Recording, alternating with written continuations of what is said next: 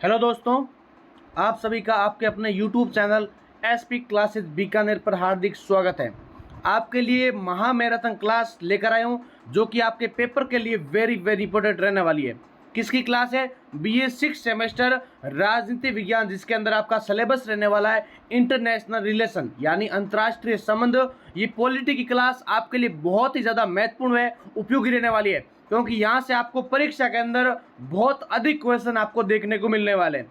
तो सभी विद्यार्थी क्लास को लाइक कर दें और चैनल को सब्सक्राइब करना मत भूलें, क्योंकि आपके लिए हर क्लासेज हिंदी साहित्य, इतिहास, राजनीति विज्ञान, जियोग्राफी सारी क्लासेज आपके लिए लगा रखी है। बाकी अगर जिनके भी ड्यू पेपर है, यानी अगर किसी के सेकेंड सेमेस्टर या फोर्थ में अगर बैक आई हुई है, तो उनके लिए भी वीडियो लगा रखे, तो आप जरूर देखें। और साथ में जिनको पीडीएफ नोट्स लेने हैं तो ये नंबर दे रखे, आप उन पर मैसेज करें। मैसेज वही लोग करें जिनको पीडीएफ लेने, क्योंकि पीडीएफ फ्री नहीं है, उसका शुल्क रखा गया है, उसके आधार पर आपको पीडीएफ नोट्स अवेलेबल होती है। हिंदी मीडियम, इंग्लिश मीडियम दोनों में पीडीएफ उपलब्ध है। और साथ में वीडियो को लाइक करते हैं, आपको हाइप का बटन मिलेगा, उसे जरूर दबाएं, ताकि आपके लिए हर वीडियो हर विद्यार्थी तक जा सके। और साथ में व्हाट्सएप चैनल ज्वाइन करने के लिए आपको डिस्क्रिप्शन के अंदर व्हाट्सएप चैनल की लिंक डाल रखी है, ताकि वहां से आपको गेस्ट पेपर या वीडियो की सारी अवेलेबलता आपको वहां से मिल सके। तो आइए क्लास को शुरू करते हैं, ताकि आपके लिए हर क्वेश्चन एक महत्वपूर्ण व उपयोगी सिद्ध हो सके।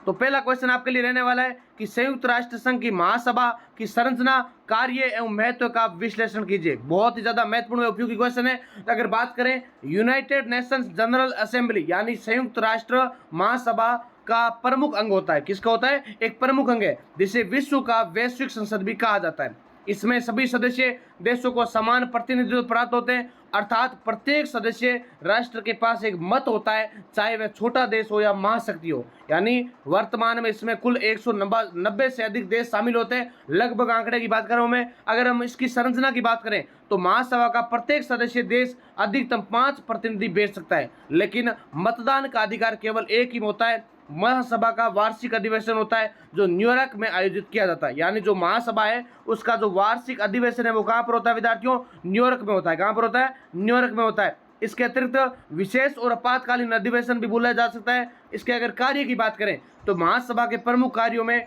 अंतर्राष्ट्रीय शांति और सुरक्षा से संबंधित मुद्दों पर चर्चा करना, बजट को स्वीकृति देना, नए सदस्य देशों को प्रवेश देना, सुरक्षा परिषद की अनुशंसा पर और अन्य अंगों के सदस्यों का चुनाव करना इसके अंदर शामिल होता है। ये अंतर्राष्ट्रीय सहयोग को बढ़ावा देने के लिए विभिन्न विषयों जैसे मानवाधिकार, आर्थिक विकास, पर्यावरण संरक्षण आदि पर विचार विमर्श करती है।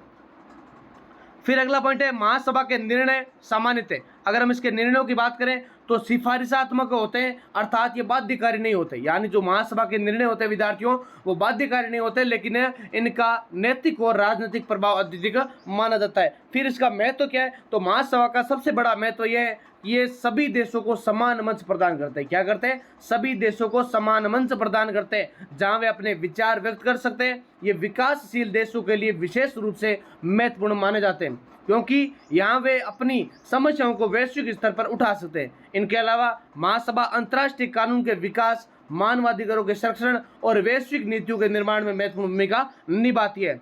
नेक्स्ट आपके लिए आलोचनात्मक दृष्टिकोण की अगर बात करें तो महासभा का महत्व बहुत अधिक है, लेकिन इसकी सीमाएं भी हैं। इसके निर्णय बाध्यकारी होते हैं, इससे कई बार शक्तिशाली देश इन्हें नजरअंदाज कर देते हैं, और इसके अलावा निर्णय लेने की प्रक्रिया धीमी रहती है विद्यार्थियों। नेक्स्ट आपके लिए जो 2 नंबर क्वेश्चन है कि संयुक्त राष्ट्र संघ के आर्थिक एवं सामाजिक परिषद, जिसको शॉर्टकट में ECOSOC की भूमिका और कार्यों का मूल्यांकन कीजिए। तो ये क्वेश्चन बहुत ज्यादा इंपॉर्टेंट है। अगर बात करें United Nations economics and social council यानी आर्थिक एवं सामाजिक परिषद, क्या नाम है? आर्थिक एवं सामाजिक परिषद। तो यूनाइटेड नेशन का प्रमुख अंग माना जाता है। किसका माना जाता है? यूनाइटेड नेशन का राष्ट्रीय एक प्रमुख अंग माना जाता है, जिसका मुख्य उद्देश्य अंतर्राष्ट्रीय आर्थिक, सामाजिक और सांस्कृतिक सहयोग को बढ़ावा देना है। ये वैश्विक विकास और मानव कल्याण के लिए कार्य करने वाला एक महत्वपूर्ण मंच माना जाता है। अगर हम इसकी संरचना की बात करें तो ECOSOC में 54 सदस्य देश होते हैं, जिनका चुनाव महासभा द्वारा 3 वर्ष के लिए किया जाता है। इसमें विभिन्न क्षेत्रों के देशों का संतुलित प्रतिनिधित्व सुनिश्चित किया जाता है। परिषद की बैठक वर्ष में कई बार होती है, और इसमें विभिन्न आयोगों और समितियों के माध्यम से कार्य किया जाता है। यानी ये जो आपको मैं क्वेश्चन करवा रहा हूं, ये लघु उत्तरात्मक क्वेश्चन है जो आपके लिए वेरी वेरी इंपॉर्टेंट है, और आप अगर इसको ध्यान से क्लास को देखेंगे तो आपके पूरे टॉपिक आपको अच्छे से कवर होने वाले हैं। और साथ में आपको ये नोट्स जो बेहतर से बेहतर अच्छी से क्वालिटी के अंदर बने हुए आपके लिए वेरी वेरी इंपॉर्टेंट है। आप एग्जाम से जस्ट पहले ले सकते हैं, यानी आप आराम से 2 से 3 दिन भी अगर आपके पास टाइम है तो आप अच्छी तैयारी कर सकते हैं विद्यार्थियों। अगर हम इसके कार्य की बात करें तो इसके कार्यों में वैश्विक आर्थिक और सामाजिक समस्याओं पर अध्ययन करना, रिपोर्ट तैयार करना, सुझाव देना शामिल होता है। यह शिक्षा, स्वास्थ्य, मानवाधिकार, गरीबों उन्मूलन और लैंगिक समानता और सतत विकास जैसे कार्यों में कार्य करता है। ये विभिन्न विशिष्ट एजेंसियों जैसे कि वर्ल्ड हेल्थ ऑर्गेनाइजेशन, यूनेस्को आदि के कार्यों का समन्वय भी करते हैं विद्यार्थियों। इसके अलावा ये गैर सरकारी संगठनों जैसे कि एनजीओस को परामर्शदात्री दर्जा प्रदान करता है, जिससे वे अंतर्राष्ट्रीय नीति निर्माण में भाग ले सकते हैं। अगर हम इसकी भूमिका और महत्व की बात करें तो ECOSOC वैश्विक विकास एजेंडा को आगे बढ़ाने में महत्वपूर्ण भूमिका निभाता है। ये सतत विकास लक्ष्यों को क्रियान्वयन की निगरानी करता है और देशों के बीच सहयोग को बढ़ावा देता है। ये आपको पॉइंट क्लियर हो गया। फिर ये विकसित और विकासशील देशों के बीच आर्थिक असमानता को कम करने के लिए नीतियां बनाने में सहायता प्रदान करता है विद्यार्थियों। अगर हम इसके आलोचनात्मक मूल्यांकन की बात करें तो हालांकि कार्य क्षेत्र बहुत व्यापक है इसका, लेकिन क्या होता है प्रभावशीलता सीमित मानी जाती है। इसके साथ साथ बाध्यकारी भी नहीं होते, और कई बार तो देशों के बीच मतभेद होने के कारण क्या होता है इनका कमजोर भी रह जाता है क्रियान्वयन। फिर इसके अलावा संसाधनों की कमी होगी, प्रक्रिया होगी, ये क्या होते हैं प्रभावित होती है। निष्कर्ष ये है कि अंतर्राष्ट्रीय सहयोग और विकास एक महत्वपूर्ण स्तंभ होते हैं, और ये वैश्विक समस्याओं के समाधान के लिए आवश्यक मंच प्रदान करता है और मानव कल्याण को बढ़ावा देने में महत्वपूर्ण भूमिका निभाता है विद्यार्थियों। फिर आपके लिए तीसरा क्वेश्चन है कि शीत युद्ध के कारणों एवं अंतर्राष्ट्रीय संबंधों पर उसके प्रभावों का संक्षिप्त विवेचन या विश्लेषण कीजिए। शीत युद्ध, जिसको कोल्ड वार भी कहते हैं, यानी कोल्ड वार द्वितीय विश्व युद्ध के बाद 1945 से 1991 के बीच अमेरिका और सोवियत संघ, 1991 नहीं है यहाँ पे, तो जो कोल्ड वार है यानी शीत युद्ध के बाद विश्व युद्ध समाप्त हो गया था। उसके बाद 1945 से लेकर 1900 कुछ तक क्या होता है 1992 93 भी लिखते हैं, लेकिन एग्जिट आंकड़े की बात करें तो 1991 में, ठीक है विद्यार्थियों। उसके बाद वैचारिक, राजनीतिक और सैन्य प्रतिस्पर्धा का दौर था, यानी उसके अंदर क्या आ गया, एक तो विचारों के आधार पर, क्योंकि जब शीत युद्ध होता है ना उसके अंदर मेन चीज क्या होती है कि जब वैचारिक यानी मतभेद के आधार पर देशों के बीच में हो जाता है प्रतिस्पर्धा, होड़ लग जाती है, जैसे कि चाहे आतंकवाद की बात करें या कोई अगर इकोनॉमिक्स की बात करें, ऐसे किसमें क्या होता है होड़ लग जाती है, जिसे शीत युद्ध कहा जाता है। ये प्रत्यक्ष युद्ध नहीं होता है, बल्कि क्या होता है तनाव, प्रतिस्पर्धा, शक्ति संतुलन की स्थिति मानी जाती है। यानी ऐसा नहीं है कि आमने सामने खड़े होकर बंदूकों से लड़ाई हो रही है, वैसा भी इसमें नहीं होता है। कारण क्या होता है इसका कि शीत युद्ध का प्रमुख कारण होता है एक तो पूंजीवाद और एक साम्यवाद के बीच जो वैचारिक संघर्ष होता है, यानी यूनाइटेड स्टेट्स पूंजीवाद व्यवस्था का समर्थक था, जबकि सोवियत यूनिट या साम्राज्यवाद का साम्यवाद का प्रचारक था। और इसके अतिरिक्त द्वितीय विश्व युद्ध के बाद शक्ति संतुलन का टूटना, परमाणु हथियारों की होड़ होना तथा परस्पर अविश्वास इसके प्रमुख कारण माने जाते हैं। फिर याल्टा और पोट्सडैम समझौतों के मतभेद पूर्वी यूरोप में सोवियत प्रभाव का विस्तार और अमेरिका की ट्रूमैन नीति एवं मार्शल योजना के इसके तनाव को बढ़ाया था। अगर प्रभाव की बात करें तो शीत युद्ध का अंतर्राष्ट्रीय संबंधों पर गहरा प्रभाव पड़ा। सबसे प्रमुख प्रभाव था विश्व का 2 गुटों में विभाजन होना, विश्व का 2 गुटों में विभाजन होना विद्यार्थियों। नाटो अमेरिका समर्थित और वार्सा संधि सोवियत समर्थित, जिससे वैश्विक राजनीति में ध्रुवीकरण और भी ज्यादा बढ़ गया था। दूसरा महत्वपूर्ण प्रभाव था हथियारों की होड़ होना। किसकी होड़ होना? हथियारों की होड़ होना, विशेषकर परमाणु हथियारों का विकास होना, जिससे विश्व में भय और असुरक्षा का वातावरण और ज्यादा फैल गया था। उसके बाद तीसरा प्रभाव था प्रॉक्सी युद्ध। क्या था? प्रॉक्सी युद्ध, जैसे कोरिया युद्ध, वियतनाम युद्ध और अफगानिस्तान युद्ध इसका माना जाता है। तो आपको ये छोटा वाला एब्जेक्टिव क्वेश्चन है या वन लाइनर क्वेश्चन आता है कि जो शीत युद्ध है उसका प्रमुख कारण क्या था, तो प्रॉक्सी युद्ध हो सकता है, क्रीमिया युद्ध, कोरिया युद्ध हो सकता है, वियतनाम युद्ध हो सकता है, अफगानिस्तान संघर्ष हो सकता है। ऐसे जो होते हैं आमने सामने होते हैं। इसके अतिरिक्त अंतरिक्ष प्रतियोगिता एवं वैज्ञानिक विकास को भी बढ़ावा मिला था। निष्कर्ष की बात करें तो समग्र रूप से शीत युद्ध ने अंतर्राष्ट्रीय राजनीति को दशकों तक प्रभावित किया था। इससे विश्व में तनाव और संघर्ष बढ़ा, लेकिन साथ ही तकनीकी और वैज्ञानिक प्रगति को भी गति मिली और 1991 में सोवियत संघ के विघटन के साथ इसका अंत हुआ और एक ध्रुवीय विश्व व्यवस्था की शुरुआत मानी गई थी। विद्यार्थियों, क्वेश्चन बहुत इंपॉर्टेंट है। आप जो ये क्वेश्चन तैयार करके जाओगे ना, आपको एग्जाम में लगभग यानी 80 से 90% आपको एग्जाम में यही देखने को मिलेंगे। इसलिए बोलते हैं आप अच्छे से पीडीएफ लीजिए, अगर हो सके तो प्रिंट करवा के पढ़े, ताकि आपके एग्जाम के साथ साथ आपके आगे भी ये काम आने वाले नोट्स है, क्योंकि इनको बहुत ही बारीकी से और महत्वपूर्ण पीवाई के आधारित तैयार किया गया विद्यार्थी। विद्यार्थियों। नेक्स्ट आपके लिए चौथा नंबर क्वेश्चन है, गुट निरपेक्ष आंदोलन यानी NAM के उद्देश्य एवं वर्तमान प्रासंगिकता पर संक्षेप में प्रकाश डालिए विद्यार्थियों। तो विद्यार्थियों, गुट निरपेक्ष आंदोलन की अगर बात करें तो गुट निरपेक्ष आंदोलन का उदय शीत युद्ध के बाद समय हुआ था, यानी जब विश्व दो गुटों में अमेरिका और सोवियत संघ में विभाजित हुआ था, तो ऐसे में कुछ देशों ने किसी भी गुट में शामिल नहीं होकर स्वतंत्र विदेश नीति अपनाने का निर्णय लिया था, जिसे गुट निरपेक्षता कहा जाता है। उद्भव की अगर बात करें तो NAM यानी गुट निरपेक्षता की औपचारिक शुरुआत 1961 में बेलग्रेड सम्मेलन में से मानी जाती है। तो ये क्वेश्चन बहुत ही इंपॉर्टेंट है, क्योंकि आपको पूछ सकते हैं कि सबसे पहले गुट निरपेक्ष आंदोलन की शुरुआत है वो कहाँ से मानी जाती है, तो 1961 के बेलग्रेड सम्मेलन से। इसके प्रमुख नेता Jawaharlal Nehru, Joseph Broz Tito और गैमल अब्दुल नसीर। ठीक है, तो ये आपको तीनों नाम याद होने चाहिए, यानी इसको ऐसे याद कर लेना, NAM का मतलब क्या होता है, यानी जवाहरलाल नेहरू, टीटो या नासिर। ठीक है, ये आपको थोड़ा सा NAM का मतलब वैसे तो क्या होता है, गुट निरपेक्षता ही होता है, लेकिन जो आपके प्रमुख नेता है तीन, आपको शॉर्टकट ट्रिक्स के आधार से याद होना चाहिए, NTN। फिर इसके अगर उद्देश्य की बात करें तो गुट निरपेक्ष आंदोलन का प्रमुख उद्देश्य था महाशक्तियों के प्रभाव से दूर रहकर स्वतंत्र विदेश नीति अपनाना, विश्व शांति को बढ़ावा देना, उपनिवेशवाद और साम्राज्यवाद का विरोध करना और विकासशील देशों के हितों की रक्षा करना। विद्यार्थियों, ये आंदोलन अंतर्राष्ट्रीय सहयोग, समानता और न्यायपूर्ण विश्व व्यवस्था की स्थापना का समर्थन करता है। अगर इसकी प्रासंगिकता की बात करें तो शीत युद्ध की समाप्ति के बाद NAM की प्रासंगिकता पर प्रश्न उठे, लेकिन आज भी इसका महत्व बना हुआ है। वर्तमान विश्व बहुध्रुवीय होता जा रहा है, जहां छोटे और विकासशील देशों के लिए स्वतंत्र नीति बनाए रखना आवश्यक माना जाता है। विद्यार्थियों, फिर NAM आज भी वैश्विक मुद्दों जैसे जलवायु परिवर्तन, आर्थिक असमानता और वैश्विक शांति के लिए एक महत्वपूर्ण मंच है। यह विकासशील देशों की आवाज को अंतर्राष्ट्रीय मंच पर प्रस्तुत करता है। आलोचना की बात करें तो हालांकि NAM की प्रभावशीलता सीमित मानी जाती है, क्योंकि इसके पास कोई ठोस शक्ति या बाध्यकारी निर्णय लेने की क्षमता नहीं है।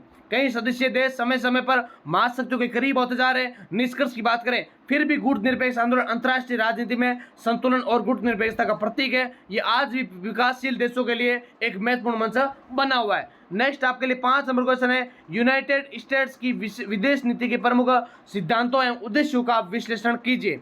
तो इसकी अगर बात करते हैं, यूनाइटेड स्टेट्स की विदेश नीति विश्व राजनीति में अत्यंत प्रभावशाली रही है। द्वितीय विश्व युद्ध के बाद अमेरिका एक महाशक्ति के रूप में उभरा और विदेश नीति वैश्विक नेतृत्व, सुरक्षा तथा आर्थिक हितों पर केंद्रित रही थी। विद्यार्थियों, अगर हम इसके प्रमुख सिद्धांतों की बात करें, जैसे कि अमेरिका की विदेश नीति का पहला सिद्धांत तो यह है कि राष्ट्रीय हित, यानी जिसके अंतर्गत वे अपने आर्थिक, सामरिक और राजनीतिक हितों की रक्षा करना। दूसरा सिद्धांत है लोकतंत्र और मानव अधिकारों का प्रसार करना, जिसके तहत अमेरिका अन्य देशों में लोकतांत्रिक व्यवस्था को बढ़ावा देने का प्रयास करता है। तीसरा सिद्धांत साम्यवाद का विरोध करना है, यानी कॉन्स्टिट्यूशन पॉलिसी, तो जो शीत युद्ध के दौरान प्रमुख रहा। इसके अलावा सामूहिक सुरक्षा के अंतर्गत अमेरिका ने नाटो जैसे संगठनों का नेतृत्व किया। अगर हम इसके उद्देश्य की बात करें तो अमेरिका की विदेश नीति का मुख्य उद्देश्य वैश्विक स्थिरता बनाए रखना था, अपने आर्थिक हितों को विस्तार करना और अंतर्राष्ट्रीय स्तर पर अपनी नेतृत्वकारी भूमिका को बनाए रखना इसका शामिल माना जाता है। उसके बाद यह अंतर्राष्ट्रीय व्यापार को बढ़ावा देता है, वैश्विक संस्थाओं में सक्रिय भागीदारी करता है और आतंकवाद के खिलाफ संघर्ष में महत्वपूर्ण भूमिका निभाता है। विद्यार्थियों, फिर अगर इसकी विशेषताओं की बात करें तो विदेश नीति लचीली और परिस्थिति अनुसार बदलने वाली है।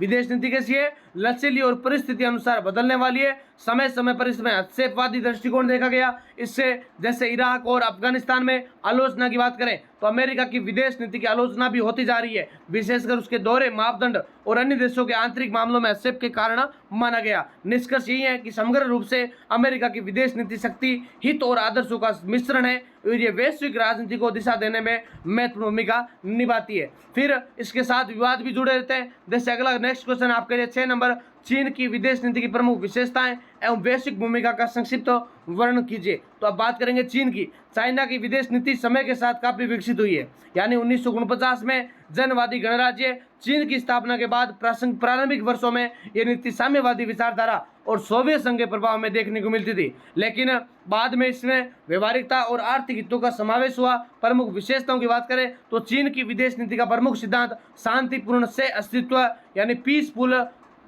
कॉन्स्टेंस और जो पंचशील सिद्धांतों पर आधारित माना जाता है। यानी सार्वभौमिकता का सम्मान करना, आंतरिक मामलों में हस्तक्षेप नहीं करना, समानता, पारस्परिक लाभ और शांतिपूर्ण से अस्तित्व इसके अंदर शामिल होता है। फिर दूसरा तत्व आता है आर्थिक कूटनीति। क्या आती है? आर्थिक कूटनीति। यानी चीन ने व्यापार, निवेश और परियोजनाओं के माध्यम से विश्व में अपना प्रभाव बढ़ाया है। बेल्ट एंड रोड इनिशिएटिव यानी BRI इसका प्रमुख उदाहरण देखने को मिलता है। तीसरा तत्व है राष्ट्रीय हित और क्षेत्रीय अखंडता। राष्ट्रीय हित और क्षेत्रीय अखंडता की रक्षा करना, विशेषकर ताइवान, तिब्बत और दक्षिणी चीन सागर के मुद्दों पर वैश्विक भूमिका आती है। तो आज चीन एक उभरती हुई महाशक्ति है और वैश्विक राजनीति में महत्वपूर्ण भूमिका निभा रहा है। ये यूनाइटेड नेशंस में स्थायी सदस्य है और वैश्विक आर्थिक संस्थाओं में भी प्रभावशाली देखने को मिलता है। चीन विकासशील देशों के साथ सहयोग बढ़ाकर सॉफ्ट पावर को मजबूत कर रहा है विद्यार्थियों। तो अगर हम इसकी आलोचना की बात करें तो चीन की विदेश नीति की आलोचना उसकी आक्रामक क्षेत्रीय नीति और पारदर्शिता की कमी के लिए जानी जाती है। कई देशों के साथ उसकी सीमा विवाद आज भी है। अगर हम इसके निष्कर्ष की बात करें तो समग्र रूप से विदेश नीति चीन की जो है यथार्थवाद और आर्थिक हितों पर आधारित मानी जाती है। ये वैश्विक शक्ति संतुलन को बदलने में महत्वपूर्ण भूमिका निभा रही है और आने वाले समय में इसका प्रभाव और संगठन की संभावना देखने को मिलेगी विद्यार्थियों। तो क्वेश्चन कैसे लग रहे हैं आपको? और वीडियो के अंदर आपको हर एक क्वेश्चन अच्छे से करवाया जाएगा ताकि आपके एग्जाम में यहाँ से देखने को मिले और आपका एग्जाम बहुत ही इंपॉर्टेंट हो। तो सारे विद्यार्थी मिलकर SP क्लासेस बीकानेर को जल्दी से जल्दी सब्सक्राइब कर लें और इस वीडियो को इतना लाइक करें कि हर विद्यार्थी की क्लास पहुंच सके विद्यार्थियों। क्योंकि आप अगर सहयोग करोगे, आप सपोर्ट करोगे तो आपके लिए अच्छे से अच्छा कंटेंट बनाते रहेंगे। एग्जाम के टाइम आपके गेस्ट पेपर आते हैं और वीडियो की जो PDF नोट्स है या मान लो वीडियो का जो लिंक है वो आपको व्हाट्सएप चैनल पर मिलेगा। इस वीडियो के डिस्क्रिप्शन के अंदर या जो कमेंट है, टॉप जो कमेंट है पिन किया हुआ, वहां पर आपकी व्हाट्सएप चैनल की लिंक डाल रखी है। जल्दी से आप सभी विद्यार्थी वहां से ज्वाइन कर सकते हैं। नेक्स्ट आपके लिए क्वेश्चन है भारत की विदेश नीति में रणनीतिक स्वायत्तता की अवधारणा का विश्लेषण कीजिए विद्यार्थियों। अगर इंडिया की विदेश नीति में रणनीतिक स्वायत्तता में एक अत्यंत महत्वपूर्ण और आधुनिक अवधारणा है, जिसका अर्थ क्या है? किसी भी महाशक्ति या गुट के दबाव से मुक्त रहकर अपने राष्ट्रीय हितों के अनुसार स्वतंत्र निर्णय लेना। ये गुट निरपेक्षता की परंपरा का आधुनिक रूप माना जाता है। अवधारणा का विकास शीत युद्ध काल में भारत में गुट निरपेक्ष नीति अपनाई थी, लेकिन वर्तमान बहुत ध्रुवीय विश्व व्यवस्था में रणनीतिक स्वायत्तता अधिक प्रासंगिक हो गई और इसका उद्देश्य ये सुनिश्चित करना है कि भारत किसी एक शक्ति के प्रभाव में नहीं आए, यानी बल्कि सभी देशों के साथ संतुलित संबंध बनाए रखे।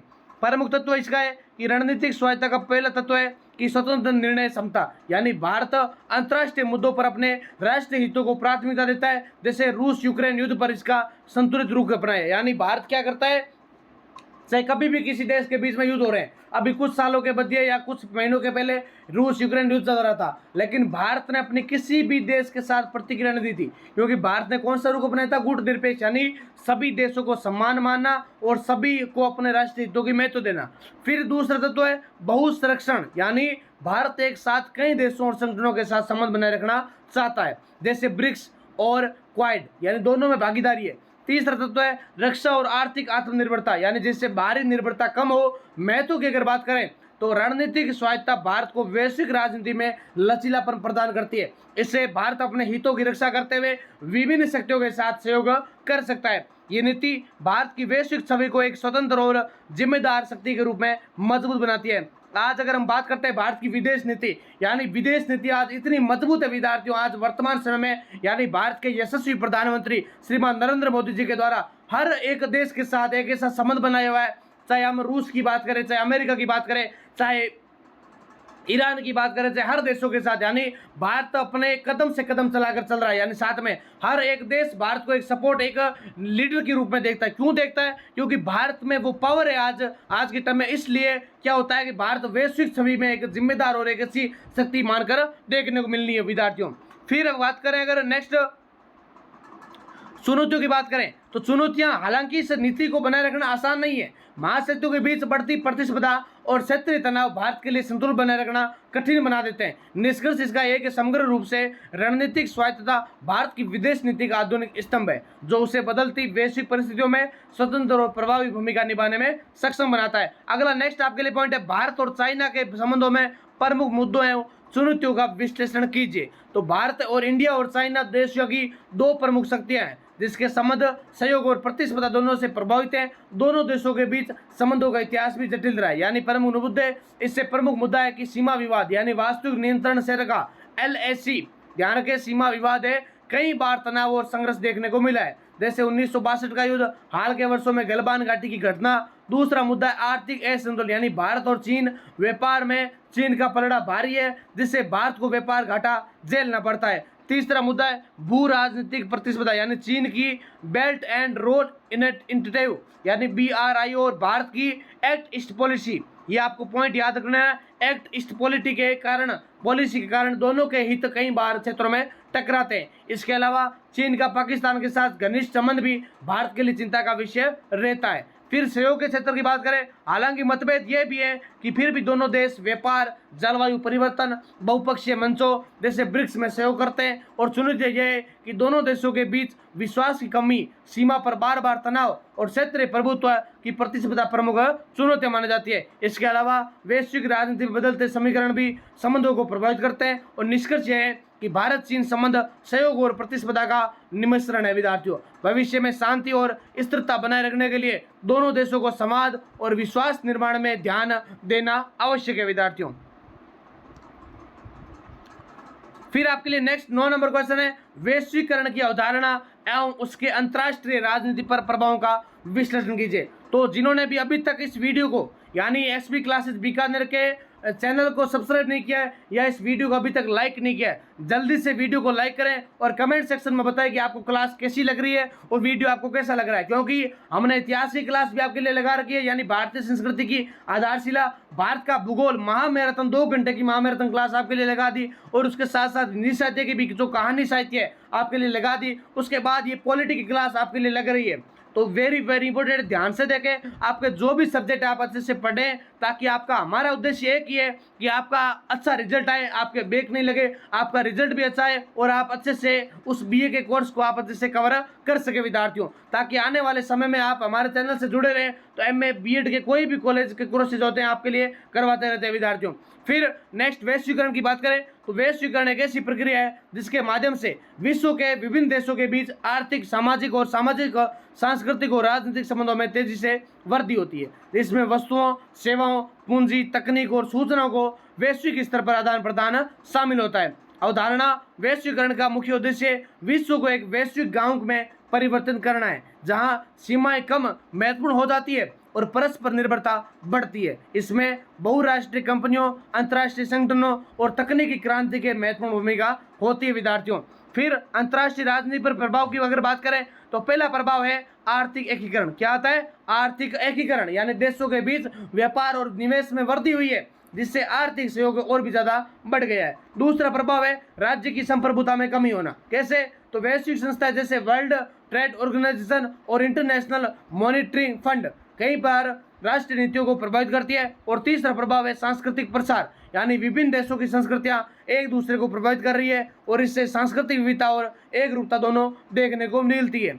चौथा प्रभाव है वैश्विक समस्याओं का उदय होना, जैसे जलवायु परिवर्तन, आतंकवाद, महामारी। इसका समाधान अंतर्राष्ट्रीय सहयोग से भी संभव होता है। सकारात्मक पहलू की बात करें तो वैश्वीकरण से विकासशील देशों को नए अवसर मिले, तकनीकी प्रगति हुई है और जीवन स्तर में सुधार आया विद्यार्थियों। उसके बाद नकारात्मक पहलू आता है, इसके कारण आर्थिक असमानता बढ़ी, स्थानीय लोगों को नुकसान हुआ और सांस्कृतिक पहचान पर खतरा भी और ज्यादा उत्पन्न हो गया है।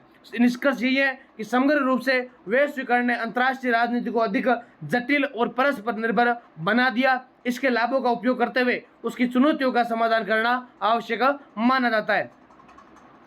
नेक्स्ट आपके लिए 10 नंबर क्वेश्चन है, निशस्त्रीकरण की अवधारणा एवं वर्तमान विश्व में इसकी प्रासंगिकता पर मूल्यांकन कीजिए। तो ये क्वेश्चन भी बहुत इंपॉर्टेंट है और वेरी वेरी यूजफुल आपके लिए रहने वाला है। तो अगर बात करें निशस्त्रीकरण, निरस्त्रीकरण है ये। निरस्त्रीकरण का अर्थ क्या होता है? यानी हथियारों, विशेषकर विनाशकारी हथियारों जैसे परमाणु हथियार को कम करना या समाप्त करना। इसका उद्देश्य विश्व में शांति स्थापित करना, सुरक्षा और स्थिरता स्थापित करना माना जाता है। अवधारणा यह है कि निरस्त्रीकरण 2 प्रकार का होता है, एक तो संपूर्ण निरस्त्रीकरण और आंशिक निरस्त्रीकरण। इसके अंतर्गत विभिन्न अंतर्राष्ट्रीय संधियों, समझौतों के माध्यम से हथियारों को नियंत्रित करना किया जाता है। महत्व और प्रभाव की बात करें तो निरस्त्रीकरण के युद्ध की संभावना कम होती है और अंतर्राष्ट्रीय शांति को बढ़ावा मिलता है। ये देशों के बीच विश्वास और सहयोग को मजबूत करता है। इसके अलावा हथियारों पर होने वाले अत्यधिक खर्च को कम करके संसाधनों का विकास कार्यों में लगाया जा सकता है। प्रमुख प्रयास यह है इसका कि विश्व स्तर पर कई प्रयास किए गए, जैसे परमाणु अप्रसार संधि यानी एनपीटी और व्यापक परमाणु प्रतिबंध परीक्षण प्रतिबंध संधि सीटीबीटी यानी यूनाइटेड नेशन भी निरस्त्रीकरण को बढ़ावा देने में महत्वपूर्ण भूमिका निभाता है। वर्तमान प्रासंगिकता यानी आज के समय में निरस्त्रीकरण की आवश्यकता और भी ज्यादा बढ़ गई है, क्योंकि कई देशों के पास परमाणु एवं अन्य विनाशकारी हथियार है। हालांकि महाशक्तियों के बीच अविश्वास, क्षत्रिय संघर्ष और चुनौतियां, सुरक्षा चिंताओं के कारण पूर्ण निरस्त्रीकरण संभव नहीं हो पा रहा है। चुनौती यह है कि निरस्त्रीकरण के मार्ग में सबसे बड़ी बाधा राष्ट्रों के बीच विश्वास की कमी होना, यानी शक्ति संतुलन बनाए रखने की इच्छा प्रबल होना। इसके अलावा नई तकनीकों, हथियारों का विकास भी इस प्रक्रिया को बढ़ावा देता है और इसका निष्कर्ष यह है कि समग्र रूप से निरस्त्रीकरण विश्व शांति के लिए अत्यंत आवश्यक है। इसके अलावा सभी देशों को सहयोग और विश्वास के आधार पर प्रयास करने होंगे। विद्यार्थियों, अब हम बात करेंगे विद्यार्थियों महत्वपूर्ण एमसीक्यू की, क्योंकि आपके एग्जाम में एमसीक्यू भी पूछे जाते हैं और ब्लैंक्स यानी खाली स्थान वाले क्वेश्चन भी आते हैं। तो आप अगर अब ये जो क्वेश्चन आपको बता रहा हूँ अगर ये ध्यान से करेंगे तो आपके पूरे के पूरे क्वेश्चन अच्छे से सही हो जाएंगे। पहला क्वेश्चन है संयुक्त राष्ट्र संघ की स्थापना कब हुई थी? तो इसका उत्तर क्या हो जाएगा? ऑप्शन नंबर बी यानी 1945। यानी 1945 में द्वितीय विश्व युद्ध के बाद शांति बनाए रखने हेतु यूनाइटेड नेशन की स्थापना हुई थी। यूएन का मुख्यालय कहाँ पर है? तो यूएन का मुख्यालय न्यूयॉर्क में, आप सभी को पता है न्यूयॉर्क में इसका मुख्यालय स्थित है, जहाँ महासभा और अन्य प्रमुख अंग कार्य करते हैं। सुरक्षा परिषद के स्थायी सदस्य कितने माने जाते हैं? तो आपको पता होना चाहिए कितने होते हैं इसके? 5 सदस्य। एक तो यूएसए, एक रशिया, एक चाइना, यूके, एक फ्रांस, यानी वीटो शक्ति रखते हैं। फिर चौथा क्वेश्चन है महासभा का स्वरूप कैसा है? तो महासभा का स्वरूप है विचार विमर्शात्मक। कैसा है? विचार विमर्शात्मक। वीटो शक्ति किसके पास होती है? 5 नंबर क्वेश्चन है वीटो शक्ति किसके पास है? तो इसका सही जवाब है ऑप्शन नंबर 3 यानी सी हो जाएगा, सुरक्षा परिषद के पास। किसके पास? सुरक्षा परिषद के पास। यूएन का प्रमुख उद्देश्य क्या है? यूएन का प्रमुख उद्देश्य है शांति स्थापित करना, अंतर्राष्ट्रीय शांति और सुरक्षा स्थापित करना, ये इसका प्रमुख उद्देश्य माना जाता है। महासचिव की नियुक्ति कौन करता है? तो महासचिव की नियुक्ति कौन करता है विद्यार्थियों? महासचिव की नियुक्ति करता है ऑप्शन नंबर सी, दोनों, यानी सुरक्षा परिषद और महासभा। फिर ECOSOC यानी प्रमुख इसके सदस्य कितने होते हैं? इसके अंदर सदस्य होते हैं, आपको पता होना चाहिए, ऑप्शन नंबर ए 54। कितने होते हैं? 54 सदस्य आर्थिक सामाजिक समझौते को बढ़ावा देते हैं। अंतर्राष्ट्रीय न्यायालय कहाँ स्थित है? तो अंतर्राष्ट्रीय न्यायालय आपके लिए हेग में स्थित है। हेग नीदरलैंड में स्थित है, जो अंतर्राष्ट्रीय विवाद सुलझाता है। 10 नंबर क्वेश्चन है यूएन का आधिकारिक दिवस कब मनाया जाता है? तो यूएन का आधिकारिक दिवस मनाया जाता है 24 अक्टूबर 1945 को। इसमें अस्तित्व में आया था, इसलिए 24 October is a very right answer. फिर आपके लिए 11 नंबर क्वेश्चन है शीत युद्ध किसके बीच में हुआ था? तो शीत युद्ध हुआ था यूएसए और यूएसएसआर, यानी कोल्ड वार है वो अमेरिका और सोवियत संघ के बीच वैचारिक रूप से संघर्ष हुआ था। फिर 12 नंबर क्वेश्चन है शीत युद्ध का प्रमुख मुख्य कारण क्या है? तो शीत युद्ध का कारण था पूंजीवाद बनाम साम्यवाद। ये मैंने आपको लघुतरात्मक क्वेश्चन के अंदर बताया था। नाटो की स्थापना कब हुई थी? नाटो की स्थापना होती है 1949 में। कब होती है? नाटो की स्थापना होती है 1949 में, जो कि पश्चिमी देशों का सैन्य गठबंधन माना जाता है। फिर 14 नंबर क्वेश्चन है वार्सा संधि कब बनी? तो वार्सा संधि बनती है विद्यार्थियों 1955 में। कब बनती है? जो कि एक सोवियत गुट का सैन्य संगठन माना जाता है। फिर एनएएम की स्थापना, तो एनएएम गुट निरपेक्षता की स्थापना मानी जाती है 1961 में, यानी बेलग्रेड सम्मेलन के अंदर। ठीक है, जो आपको मैंने बताया था टीटो हो गए या नेहरू हो गए, एक भी और ये भुट्टो थे, ये कौन थे? ठीक है। फिर एनएएम के प्रमुख नेता कौन थे? तो आपको पता होना चाहिए, प्रमुख नेता थे जवाहरलाल नेहरू। कौन थे? पंडित जवाहरलाल नेहरू। फिर आपको नेक्स्ट क्वेश्चन आपके लिए आता है 17 नंबर, शीत युद्ध का अंत कब हुआ? शीत युद्ध का अंत होता है 1991 में। 1991 में यूएसएसआर के ब्रिटेन के शीत युद्ध समाप्त हुआ था। फिर अगला 18 नंबर है प्रोक्सी युद्ध का उदाहरण कौन सा है? तो WWI कोरिया युद्ध या WW2 या कारगिल। तो कोरिया युद्ध है वो इसका उदाहरण माना जाता है। नेक्स्ट गुट निरपेक्षता का अर्थ क्या होता है? गुट निरपेक्षता तो होता है कि स्वतंत्र विदेश नीति अपनाना, इसका मूल उद्देश्य होता है, यानी किसी गुट में नहीं जाना। बाडुंग सम्मेलन कब हुआ था? तो बाडुंग सम्मेलन हुआ था आपके लिए 1955 में। कब होता है विद्यार्थियों? 1955। क्वेश्चन कैसे लग रहे हैं? बहुत ही इंपॉर्टेंट है आपके लिए, वेरी वेरी इंपॉर्टेंट है। वीडियो को लाइक करते रहे। जितने विद्यार्थी देख रहे हैं ना आपके छठे सेमेस्टर के विद्यार्थी, साथ में आपके लिए क्लास और भी काम आएगी। बाकी छठे सेमेस्टर के विद्यार्थी ज़्यादा से ज़्यादा इसको लाइक और शेयर करें। फिर यूएसए की नीति किससे जुड़ी है? तो यूएसए की नीति है वो ऑप्शन नंबर बी यूएसएसआर से जुड़ी है। चीन की पेसफुल राइस नीति क्या है? तो आर्थिक विकास करना। चीन का बीआरआई क्या है? तो चीन का बीआरआई है व्यापार नेटवर्क, यानी बेल्ट एंड रोड इनिशिएटिव, वैश्विक व्यापार नेटवर्क बढ़ाना। फिर 24 नंबर क्वेश्चन है, रूस की विदेश नीति का मुख्य लक्ष्य क्या है? तो इसका हो जाएगा शक्ति संतुलन, यानी पाकिस्तान की विदेश नीति किस पर आधारित होती है? 25 नंबर क्वेश्चन है, पाकिस्तान की विदेश नीति किस पर आधारित है? सुरक्षा पर आधारित है। किस पर आधारित है? यानी भारत के साथ संबंधों के कारण सुरक्षा केंद्रित नीति अपनाई गई है। फिर यूएसए किस संगठन का प्रमुख सदस्य है? तो यूएसए नाटो का। किसका है? नाटो का। Option number B. चीन यूएनए में क्या है? तो चीन यूएनए में आपको पता होगा सदस्य है। क्या है? स्थायी सदस्य है, जो कि सुरक्षा परिषद का है। रूस किसका उत्तराधिकारी है? तो रूस आपको यूएसएसआर यानी सोवियत संघ का उत्तराधिकारी माना जाता है। पाकिस्तान का प्रमुख सहयोगी कौन है? चाइना है। कौन है? चाइना। यूएसए की प्रमुख नीति किस पर आधारित है? तो राष्ट्रीय हित, यानी ऑप्शन नंबर बी शक्ति और हित पर। फिर आपके लिए 31 नंबर क्वेश्चन है, भारत की विदेश नीति का आधार क्या है? तो भारत की विदेश नीति का आधार है पंचशील समझौता। ऑप्शन नंबर बी पंचशील सिद्धांत नीति और सह अस्तित्व पर आधारित होना। 32 नंबर क्वेश्चन है, भारत की नीति स्ट्रेटेजिक ऑटोनॉमी क्या है? तो ये उसका ऑप्शन होगा स्वतंत्र निर्णय, यानी किसी दबाव में आए बिना निर्णय लेना। भारत क्वाड का सदस्य है, हाँ या ना? तो ऑप्शन इसका सही हो जाएगा ऑप्शन नंबर ए, भारत है। यूएसए, जापान, ऑस्ट्रेलिया शामिल भी है इसके साथ साथ। भारत चीन सीमा विवाद किससे जुड़ा हुआ है? तो आपको पता होगा भारत चीन विवाद है वो सीमा से जुड़ा हुआ है, जो कि LAC, यानी ऑप्शन नंबर बी हो जाएगा। भारत का पड़ोसी कौन है? तो भारत का पड़ोसी हो जाएगा आपके लिए नेपाल। कुछ क्वेश्चन आपके लिए इसमें सरल भी और कुछ हार्ड भी आपने मैंने दिया इसके अंदर। बाकी आप थ्योरी पढ़ोगे अच्छे से, पीडीएफ पढ़ोगे ना, तो आपको सारे क्वेश्चन अच्छे से डाउट क्लियर हो जाएंगे आपके।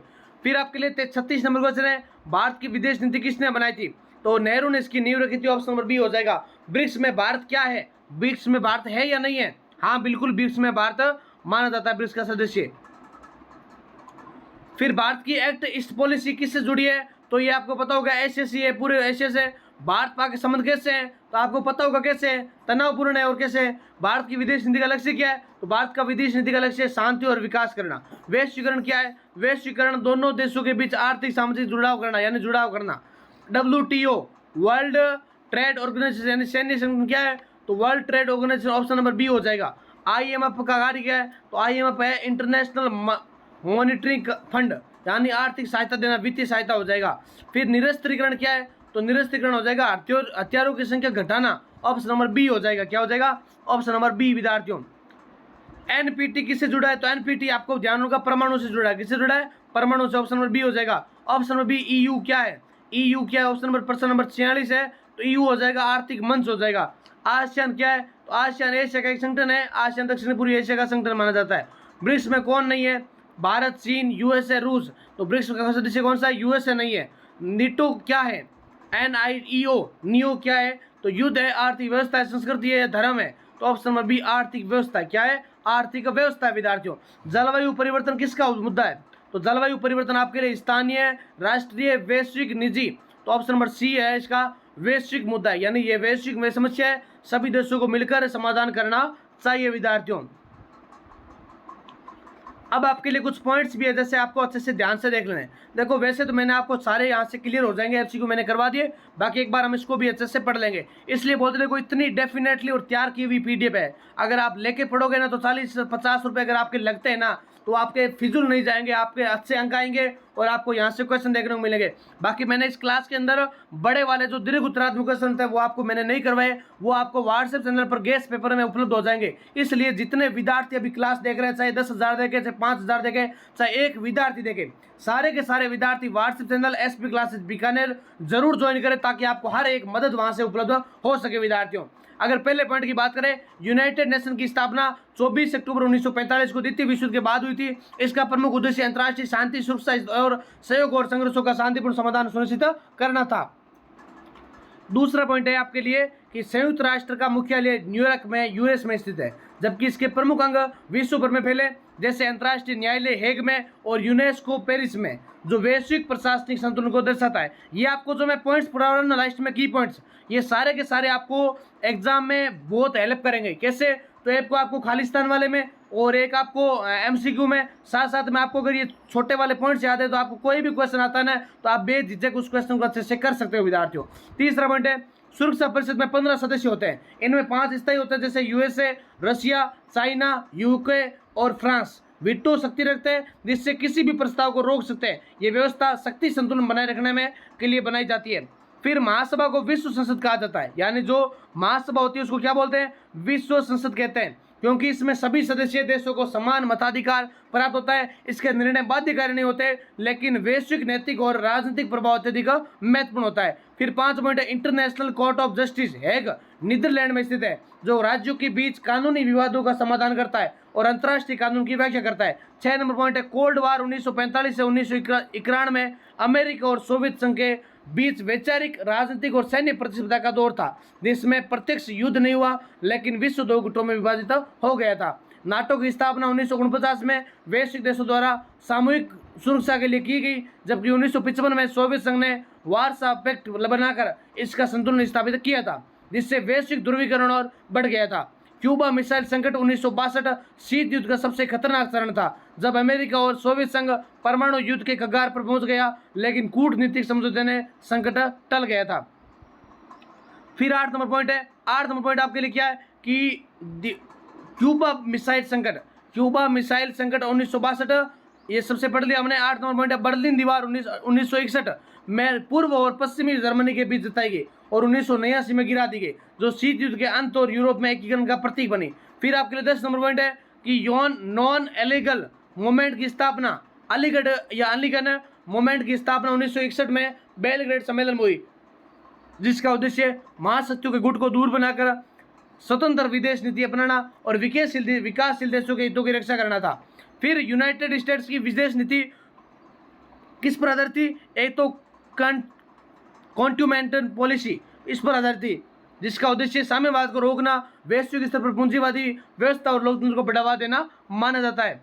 फिर अगला है Marshall plan. Marshall plan 1947 America की आर्थिक सहायता योजना थी, जो इसमें युद्धग्रस्त यूरोप का क्या हुआ था? पुनर्निर्माण हुआ और साथ ही साम्यवाद के प्रसार को रोका गया। और 13 नंबर पॉइंट है, चाइना में 1949 में जनवादी गणराज्य की स्थापना होती है और क्या होता है? साम्यवादी नीति बनाई जाती है, जो धीरे धीरे वैश्विक शक्ति के रूप में उभरती है। पश्चिमी समझौता 1954 भारत और चीन के बीच होता है और इसमें संपूर्णता का सम्मान, हस्तक्षेप नहीं करना, शांतिपूर्ण सहस्तित्व शामिल होता है। बेल्ट एंड रोड 2013 चीन की वैश्विक आर्थिक परियोजना है। इसका उद्देश्य एशिया, यूरोप, अफ्रीका को व्यापार और बुनियादी ढांचे के लिए माध्यम बनाना है।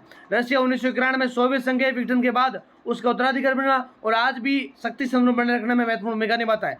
फिर आपके लिए पॉइंट है 17 नंबर, पाकिस्तान 1947 में भारत के विभाजन से बना, जिसकी विदेश नीति मुख्यतः सुरक्षा और भारत के साथ संबंधों पर केंद्रित रही थी। China Pakistan economics corridor CPEC 2015 में शुरू हुआ, जो चीन की BRI योजना से हिस्सा माना जाता है और पाकिस्तान के ग्वादर बंदरगाह से चीन से जोड़ता है। फिर आपके लिए 19 नंबर पॉइंट है, इंडिया की विदेश नीति का आधार पंचशील, गुटनिरपेक्षता और शांति है, जिसे जवाहरलाल नेहरू ने विकसित किया और इसे स्वतंत्र नीति के रूप में स्थापित किया था। फिर 20 नंबर पॉइंट आपके लिए कि भारत ने विदेश नीति के दौरान गुटनिरपेक्ष नीति अपनाई। कौन सी नीति अपनाई? गुटनिरपेक्ष नीति अपनाई थी, जिससे वे किसी भी महाशक्ति के प्रभाव में आए बिना स्वतंत्र निर्णय लेने में सक्षम रहा था विद्यार्थियों। फिर आपके लिए 21 नंबर पॉइंट है, भारत चीन युद्ध 1962 सीमा विवाद के कारण, जिसने भारत की विदेश नीति और रक्षा रणनीति में महत्वपूर्ण परिवर्तन लाए थे। फिर आपके लिए 22 नंबर पॉइंट है कि भारत पाकिस्तान युद्ध 1947, 65 या 71 या 99 कारगिल में हुए, जो कश्मीर और अन्य मुद्दों पर आधारित माने जाते हैं। फिर पोखरण परमाणु परीक्षण 1970 और 1998 में भारत द्वारा किए गए, जिससे भारत एक परमाणु शक्ति के रूप में उभरा और वैश्विक राजनीति में उसकी स्थिति मजबूत हो गई थी। 24 नंबर पॉइंट है, ब्रिक्स ब्राजील, रूस, भारत, चीन, दक्षिण अफ्रीका 2009 में बना, जिसका उद्देश्य उभरती अर्थव्यवस्थाओं के बीच सहयोग बढ़ाना और वैश्विक आर्थिक संतुलन स्थापित करना माना जाता है। नेक्स्ट आपके लिए 25 नंबर पॉइंट है कि क्वाड भारत और USA और जापान, ऑस्ट्रेलिया एक रणनीतिक मंच है, जिसका उद्देश्य इंडो पैसिफिक क्षेत्र में संतुलन और सुरक्षा बनाए रखना माना जाता है। वैश्वीकरण 1990 के दशक के बाद तेजी से बढ़ा, जिससे देशों के बीच आर्थिक, तकनीकी और सांस्कृतिक संबंध मजबूत हुए, जो विश्व एक वैश्विक गांव में बदल गया। वर्ल्ड ट्रेड ऑर्गेनाइजेशन 1995 में स्थापित हुआ, जो अंतर्राष्ट्रीय व्यापार के नियमों को सुरक्षित करता है और वैश्विक व्यापार को सुगम बनाता है। 28 नंबर पॉइंट है, इंटरनेशनल मॉनेटरी फंड 1944 में ब्रेटन वुड्स सम्मेलन के तहत स्थापित हुआ, जो वित्तीय स्थिरता और आर्थिक सहयोग को बढ़ावा देता है। फिर आपके लिए 29 नंबर पॉइंट है, एनपीटी 1968 में परमाणु हथियारों के प्रसार को रोकने के लिए बनाया गया, जबकि सीटीबीटी 1996 में, यूरोपियन यूनियन 1993 में स्थापित हुआ और यूरोपियन देशों के बीच आर्थिक और राजनीतिक एकीकरण का प्रमुख उदाहरण है। तो ये थी विद्यार्थियों आपके लिए महामैराथन क्लास। वीडियो कैसा लगा कमेंट में बताइए, और बाकी सारे विद्यार्थी मिलकर इस वीडियो को लाइक करें और सभी विद्यार्थियों के साथ इस वीडियो को शेयर और सब्सक्राइब जरूर करें। इसी के साथ जय हिंद, जय भारत, ऑल द बेस्ट विद्यार्थियों।